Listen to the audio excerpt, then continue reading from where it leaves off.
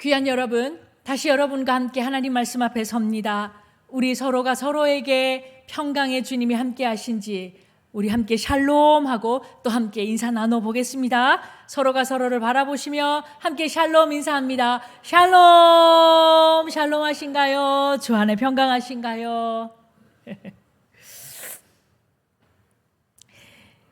오늘 저는 여러분에게 이 질문과 함께 하나님 말씀을 들고 서기를 원합니다. 여러분, 혹시 예수님 믿지 않고 교회에 나가시지 않았다면 여러분 삶 어떻게 살게 되셨을까요?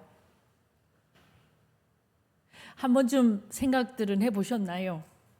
여러분 혹시 예수님 모르고 예수님 믿지 않았다면 여러분 연세에 오늘 지금 여러분 삶 어떻게 되었을까요? 주일이라 하지 않았겠지요. 일요일이라고 했겠지요. 교회 안 나가셨겠지요. 체육관이나 야휴에 나가셨겠지요. 교인들이라는 말, 뭔 말인지 모르셨겠지요. 친목회라는 말 쓰셨겠지요. 여러분 어떻게 예수님을 믿게 되셨습니까? 어떻게 해서 예수님을 믿고 예배하는 사람들이 되셔서 이 꽃다운 좋은 날 여기 계십니까?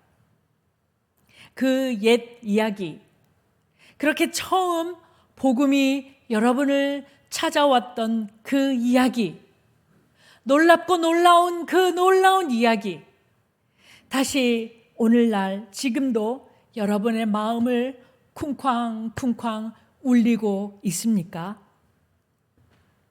지난 여름 청소년부가 수련회를 하고 있다는 청소년부 수련회 장소를 갔던 기억이 생생합니다.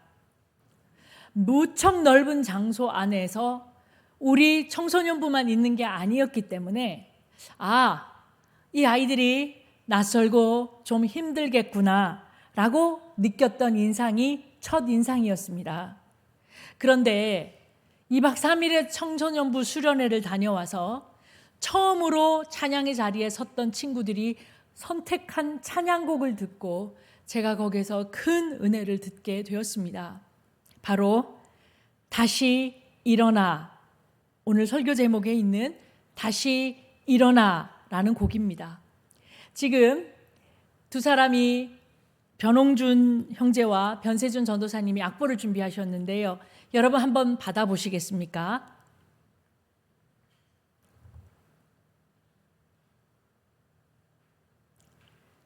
이 악보가 여러분에게 가리키는 대로 그 가사가 이렇습니다. 나는 내 마음이 복음이 흥했던 곳에서 다시 아버지를 만나고 주님 내 마음의 연약한 눈물의 끝에서 또 나를 반겨주시네. 작다 생각했던 그의 부르심 다시 나를 회복해 하시네. 다시 일어나 주를 예배함이 내 모든 기쁨이 되리. 그의 기쁨 되어 삶의 모든 순간을 주께 다 내어드리리. 여러분 이 찬양 가사를 보니 이런 표현 구절이 있습니다. 나는 내 마음의 복음이 흥했던 곳에서 다시 아버지를 만나고, 그래서 저는 여러분과 저에게 이리 묻습니다. 여러분, 처음 여러분의 생애에서 예수님을 뜨겁게 마음으로 영접하고 여러분 마음에 복음이 흥했던 그 순간 기억하고 계십니까? 그 순간, 그 날은 여러분에게 어떤 날이셨습니까? 여러분은 누구를 통해서 예수님을 알게 되셨습니까? 여러분은 어떻게 예수를 믿는 사람이 되셨습니까? 아시는 분은 아시겠지만 복음이 사람의 마음에 닿는 그 순간은 파도를 밀어내면 밀어냈지 밀어낼 수 없는 은혜가 우리에게 찾아옵니다. 그 뜨거움, 뜨거워서 뜨거가 아닌데 벗어날 수 없는 그 끼얹어지는 뜨거움, 그리고 그 놀라움, 그리고 그 감격, 여러분 안에 아직도 생생히 살아 있습니까? 눈물이 그만 울어야지 티슈도 없는데 그만 울어야지가 안 되고 눈물이 하염없이 흘러내리던 그 현장, 그리고 KBS 기사가 왔는지 내 삶의 모든 죄라는 죄는 파노라마처럼 눈앞에 생생히 지나가던 순간, 그리고 죄인 옆에는 의인이 있지 못하는 법인데, 죄인 옆에 천사가 올 수 없는 법인데, 이 죄의 파노라마를 겪고 있는 내 옆에 손만 뻗으면 따끈하고 두꺼운 그 손이 나를 어루만질 것 같이 바로 옆에 예수님을 느낄 수 있었던, 바로 그 복음이 내 삶에 닿던 그 순간, 여러분 아직도 생생하다 말하실 수 있습니까? 여러분 아직 그 경험이 내 심장을 뛰게 하고 있다라고, 그로부터 내가 나 되었다라고 여러분 말하실 수가 있게 되셨습니까? 찬양 가사를 다시 보시면, 나는 내 마음의 복음이 흥했던 곳에서 다시 아버지를 만난다, 이렇게 표현합니다. 그리하여 찬양의 제목이 다시 일어나입니다. 다시 일어난다란 뜻은 넘어졌다란 얘기입니다. 다시 일어나가 제목이 되었다는 얘기는 자리가 누워있는 그 자리가 넘어진 자리라는 얘기입니다. 뿐만 아니고 넘어진 상태가 쭉 오래되어서 땅과 내가 한 몸을 이뤘음에도 불구하고 무엇이 서 있는 것인지 무엇이 사는 것인지를 모르는 상태가 오래되었다라는 말까지도 담아낼 수가 있습니다. 다시 아버지를 만난다 합니다. 이 말은 최초의 나를 살게 하고 나를 태어나게 해주었던 그 아버지를 많이 떠나 안 본 지 오래되었다라는 얘기가 되는 것입니다. 뿐만 아니라 내가 알고 있던 아버지가 그 아버지가 아니고 표피적으로 겉으로 무엇을 할 길을 하듯이 그저 아는 것으로 알았던 그 하늘 아버지가 그 하나님이 아니다라는 얘기도 이 안에 품어 있을 수가 있겠다는 얘기입니다. 이 찬양을 이제 제가 순서에는 없으나 이 찬양을 여러분과 함께 하고 싶어서 급한 성령의 감동으로 악보를 뽑아왔는데요. 이제 저와 함께 하실 때에 들을고 새기고 불러보십시오. 찬양이 가리키는 하나님의 마음이 여러분에게 와닿게 되실 것입니다. 그리고 저는 이 말씀을, 이 찬양을 듣는 순간 정말로 깜짝 놀라게 되면서 하나님께 물었습니다. 하나님, 제가 지금 우리 아이들이 부르는 이 찬양을 듣고 있습니다. 지금 이곳에서 내 삶의 자리에서 이 찬양을 듣게 하시는 이유가 무엇입니까? 하나님, 왜 이 찬양을 내게로 보내셨습니까? 하나님, 이 찬양 속에서 하나님은 나에게 무엇을 말씀하고 싶으신 겁니까? 저는 이렇게 묻고 기다렸습니다. 그리고 하나님은 여지없이 잠잠히 제게 말씀해 주셨습니다. 그저 분위기 좋은 신가닥에 좋은 노래 한 곡 불러 알고 지내라는 것으로 보여주신 게 아니라 이 말씀의 구절구절, 이 찬양의 구절구절이 손가락으로 역력히 가리키는 하나님의 마음을 제가 비로소 깨달아 알 수 있도록 그렇게 잠잠히 인도해 주셨다는 얘기입니다. 나는 오늘 이 강단에서 여러분이 다시 서야 할 자리, 다시 일어나야 될 자리를 이 말씀과 찬양 속에서 함께 보여주신 대로 걸어가기를 원합니다. 오늘 우리는 골로새서 말씀을 읽었지요. 이 찬양과 더불어 오늘 우리가 읽은 이 본문이 가리키는 하나님의 마음 역시 역력합니다. 골로새서 1장 3절에서 6절에서 사도 바울은 골로새 교인들을 대해서 찬양과 감사로 그들을 세워주고 있지요. 그런데 사실 골로새 교회를 사도 바울은 한 번도 방문한 적이 없습니다. 그리고 골로새의 교회를 세운 사람은 여러분의 성경 7절과 8절에 나오는 에바브라라는 사람입니다. 에바브라의 신실한 헌신과 사역을 통하여 골로새 교회가 서가고 있다는 얘기를 듣고 그들 성도들을 축하하고 격려하고 세우는 의미로 골로새 교회를 향한 편지글을 쓰고 있는 것입니다. 그리고 우리가 오늘 본문하여 읽은 이 말씀을 통하여 우리는 복음의 두 가지 특징에 대해서 배우게 됩니다. 복음엔 두 가지 특징이 있다고 합니다. 오늘 본문을 통해서 배우는 복음의 첫 번째 특징은 복음이 특정한 사도, 유명하고 걸출한 특정한 사도에게만 국한된 것이 아니라 하나님의 은혜의 말씀을 깨닫는 누구를 통해서든지 옆으로 닿는 이마다 새롭게 옆으로 확산시켜 나가는 보편성, 복음의 확산성을 가지고 있다는 걸 보게 됩니다.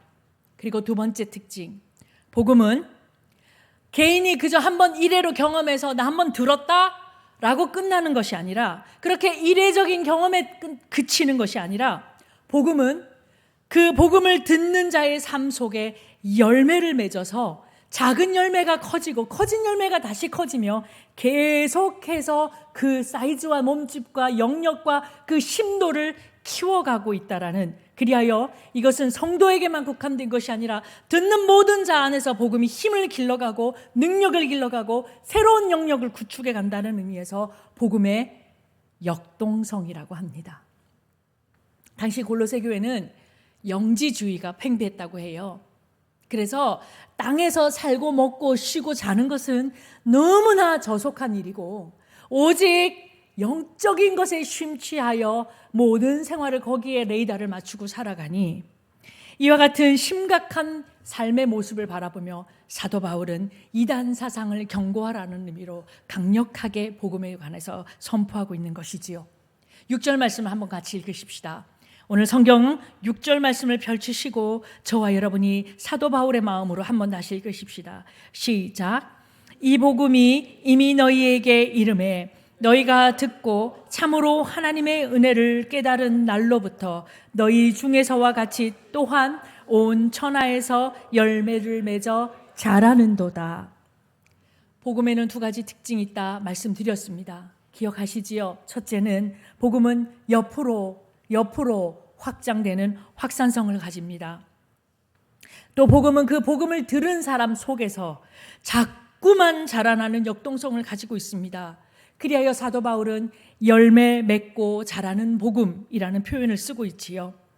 그리하여 그의 삶의 지경들이 넓혀져 가고 그가 몰랐던 세계가 열리며, 그리하여 그는 계속해서 growth, 주 안에서 성장해 가는 사람이 되게 복음은 이끌어 갑니다.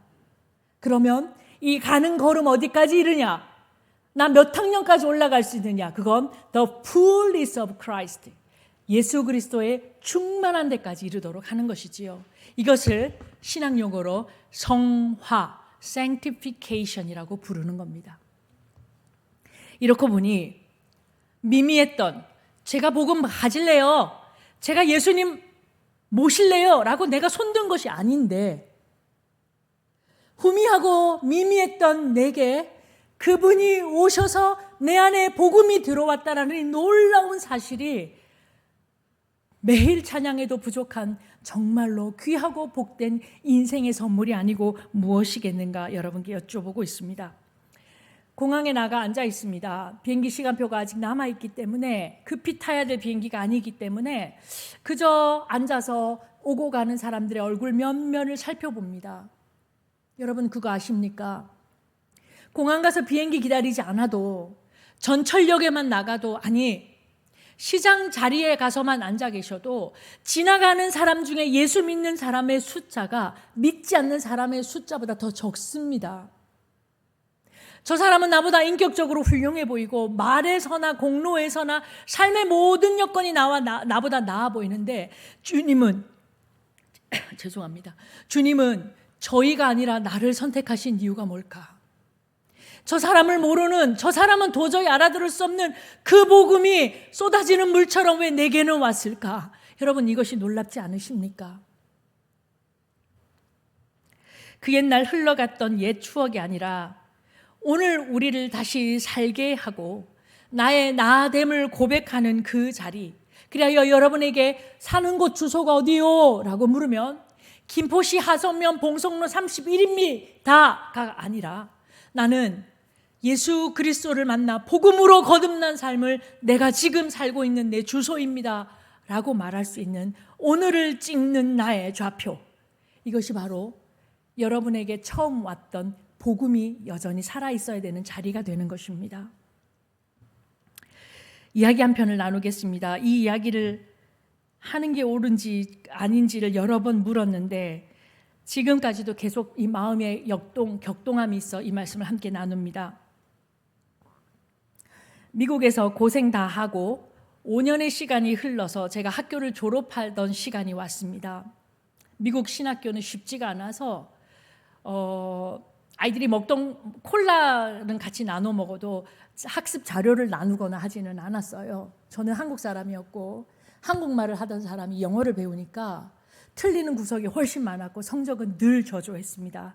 그러나 제 가족이 알고 있듯이 제가 5시간 이상을 자지를 못했죠. 3시간, 아기가 울고 또 아기를 수유해야 되는 시간은 2시간, 그리고 또 하루 종일 수업하고 때로는 남편과 함께 청소 아르바이트를 하면서 나름대로 고생한다고 했던 시간이 5년이 지났습니다. 그리고 2개의 학위를 끝냈습니다. 하나는 문학 석사고 하나는 목회학 석사를 끝내는 바로 그날, 저희가 4명의 가족으로 미국을 도착했는데 하나님은 그 속에서 우리 홍준이를, 또 그 이후는 세연이를 주셨지만 홍준이를 주셔서 제가 졸업할 무렵엔 5명의 가족으로 늘어나 있었어요. 남편은 감사하게도 메릴랜드 락빌 근처에서 실버 스프링이라는 곳에서 목회를 하고 있었고, 저는 못다한 모든 학위들을 끝내는 과정에서 리치몬드라는 그 지역에서 신학교를 오가고 있었습니다. 운전으로는 2시간 거리가 걸렸어요. 때로는 아기를 안고 때로는 혼자서 그 걸음을 오가면서 저는 마침내 끝나는 순간이 왔으니 제 감동과 감격이 얼마나 컸겠습니까? 그리하여 드디어 졸업식 예행 연습이 있는 날이었습니다. 큰 장로교 교단에 속해 있는 신학교였기 때문에 큰 예배당을 빌려서 졸업식 예행 연습을 한다고 모두가 다 모여 있어요. 학교 관계자가 다 나와 있고요. 저는 개찌꾸레한 얼굴로는 가고 싶지 않아서 없는 살림 달러를 내서 한인마켓 옆에서 빠마를 했어요. 그래서 빠마 냄새가 제 코에 송송 나는 거예요. 그리고 졸업식 예행 연습에 앉아 있었더니 분위기가 이상해요. 다들 저를 피하고요. 제가 하이 헬로 인사해도 아무도 대꾸도 안 해요. 특히 선생님들, 교수님들이 더 제 얼굴을 못 봐요. 뭐 왜 저러지? 그냥 말았습니다. 졸업식 예행 연습은 이렇게 합니다. 총장님이 가운데 서시고 총장님께서 한 사람 한 사람 불러와서 가운을 입히고 졸업장을 수여하고 모자에 술을 양옆으로 넘겨주는 것이 졸업식의 예행 연습이었어요. 그리고 제 이름이 불려지지 않았는데도 이 대목인데요. 누구누구라고 불러주거든요. Master of 이렇게 하면서 불러주는데 제 이름이 안 불렸는데 실수인가 보다. 사람 실수할 수 있지 하고 제 발로 걸어 나갔습니다. 그랬더니 강당에 있던 총장도, 어시스턴트, 그걸 보조하고 있는 부총장도, 상장을 수여하려고 기다리는 교무부장도 다 놀래요. 그런가 보다 하고 저도 가운 입고 술을 넘기고 인사하고 꽃다발 받는 예행 연습까지 가서 하고 자리에 앉았어요. 예행 연습이 끝났습니다. 사람들 다 흩어집니다. 그런데 부총장이 얼굴이 매우 흑빛이 되더니 저를 따로 부르는 거예요. Hey 영진, come over here. 그래서 저는 제가 너무너무 공부를 잘해서 표창장 줄 줄 알았어요. 오, 이 사람들이 나를 알아보는구나. 그리고 왜 그러느냐? 그랬더니 여기 말고 딴 방에 가서 얘기할 수 있느냐? 어머나, 대통령상을 주려나 보다. 너무 흥분돼서 기분 좋게 그들을 따라갔더니 그 방에는 이미 교무부장과 교수님 한 분이 더 앉아 계셨어요. 그러더니 매우 심각하면 미국 사람들이 주먹을 이렇게 쥐고요. 자기 코를 쓱쓱 만지고 이러거든요. 근데 그런 행위를 막 하더니 갑자기 한다는 얘기가 제가 졸업자 명단에 없답니다. 오직 이날만을 위해서 죽거니 하면서 지내왔던 시간들 속에 내일 졸업할 수 없답니다. 너무 깜짝 놀라서 이게 무슨 소리입니까? 라고 물었더니 제가 내야 되는 서류에 제 지도교수 사인이 필요한데 지도교수가 사인을 하지 않았다는 거예요. 그걸 어제 제가 그 자리에 처음 알았어요.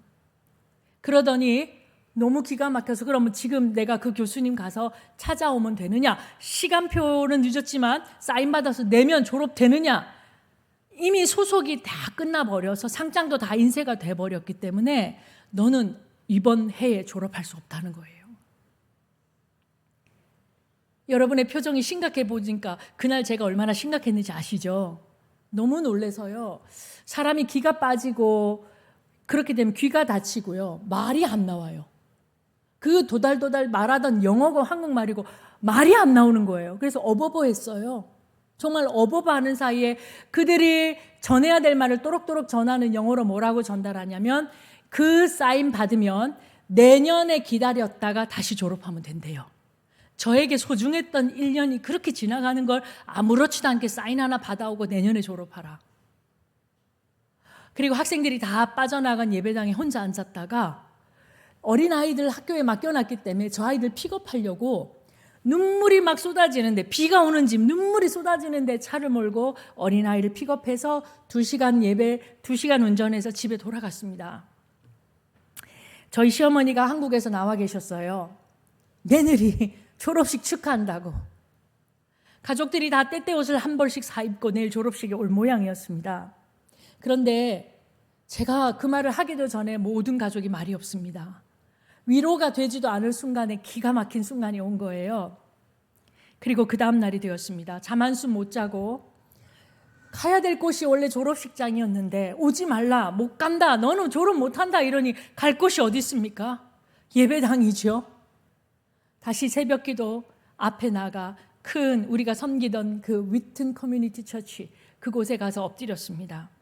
그리고 이렇게 물었어요. 눈물도 안 나와요. 하나님 왜 이러십니까? 하나님 이거 뭐 하시는 겁니까? 하나님 저 혹시 내가 나쁜 사람입니까? 하나님 제가 맹세코 아니었는데요. 게을렀습니까?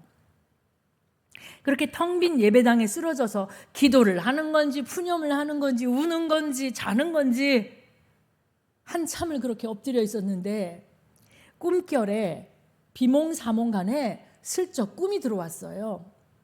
이 얘기를 저는 가족에게도 하지 않은 것 같아요. 비몽사몽간에 어디서부터 꿈이다라고 알 수 없는 꿈이 하나 씩 지나가요. 이런 꿈이었습니다. 꿈속에 모두가 아주 크고 우람한 유람선을 타고 있어요. 너무너무 커서 밑에서 바라보니까 사람이 보이지도 않을 정도로 큰 유람선이에요. 그리고 거기에 누가 탔나 봤더니 꿈속에 보니까 저랑 같이 공부했던 그 졸업식에 나아가는 까만색 졸업복을 입은 아이들이 다 올라타더라고요. 꿈속에. 당연하죠. 제가 졸업을 못하니까요. 그리고 바로 그 큰 배 옆에는 정말로 후 불면 날라가 꺼질 것 같은 작은 배 하나가 통통통통 옆에 떠 있는 거예요. 그리고 그 배에 사람 하나 달랑 서 있는데 그게 누굴까요? 저였어요. 꿈속에 제가 그대로 보이는 거예요. 그리고 왜소하고 작아서 거기서 누구야 불러도 아무도 대답을 안 해요. 그리고 그 배가 일으키는 파도에 이 배는 뒤집어질 것 같아요. 그렇게 한참을 서서 배는 이제 줄 끊고 세상으로 나갈 큰 배를 하염없이 바라보고 있는데 꿈속에 부둣가에서 누군가가 저벅 항구 쪽으로 걸어와요. 그러더니 그 사람이 저벅저벅 걸어오더니 큰 배로 올라가는 총장님쯤 되나 보다 하고 보고 있는 꿈속의 저에게 깜짝 놀라게도 저벅 발걸음 하던 그분이 작은 배에 올라타는 거예요. 그래서 너무 놀라는 새도 없이 작은 배에 올라타신 그분이 갑자기 양손에 노를 딱 쥐더니 배를 막 저으시니까 이 작은 배가 대양을 향해서 나아가는 거예요. 너무 놀라서 누시지요 하고 봤더니 그분이 예수님이셨어요. 너무 후달짝 놀라서 깜짝 놀라서 눈을 떠보니까 위튼 커뮤니티 처치에 하얀색 벽이 하나 있었는데 그 벽에 근육질에 키가 크고 잘생긴 예수님이 앞에 딱 서 계신 거예요. 환상이라고도 할 수 있습니다. 과학이 아니라고도 말하실 수 있어요. 그걸 어떻게 말을 장담하냐고도 물으시면 저는 할 말 없습니다. 그런데 그 예배당 벽에 오셨던 그 예수님은 때마다 일마다 저의 기념과 저의 되새김과 내가 돌아가 서서 간절히 찾으면 그분은 늘 오셨어요. 가끔은 삼보교회에서 기도하다가도 이 벽에서 그 예수님을 만납니다. 바로 이 벽입니다. 그리고 그분이 가장 강력하게 최근에 오셨던 일은 언제냐면 저도 모르게 몸속에 암이 생겨서 암 수술을 하고 2022년 10월이네요. 10월달 되면 저 생일 파티 해주셔야 돼요. 3년째 됐네요. 뭐 주렁주렁이 주사바늘이 4개나 꽂혀 있으니까 움직이지도 못하게 이렇게 밤에 초저녁에 아프긴 되게 아프고요. 이렇게 누워 있는데 눈동자만 굴리는 거예요. 움직일 수가 없으니까. 그 눈동자만 굴러가는 병실 벽에 다시 그 예수님이 오셨어요. 저는 제가 간절히 찾을 때 이 예수님을 기념하고 기억하기를 원합니다. 실제로 나타났으니 보라, 주변 사람에게 말할 생각은 없습니다. 다만 내가 심령으로 소진되어 있고 내가 서야 될 자리를 잊어버리고 있을 그 순간엔 그 예수님의 우람했던 길을 기억하기를 원합니다. 그리고 사람들 다 타는 큰 배가 아니라 왜소하고 부족한 내 배에 올라서 자, 노저 가자 하시고 마침내 목회의 문을 열어주셨던 그 예수님을 나는 기억하기 원합니다. 내 마음에 복음이 흥했던 그 놀라운 순간으로부터 저는 저의 삶의 자리를 다시 되돌려 세우려고 합니다.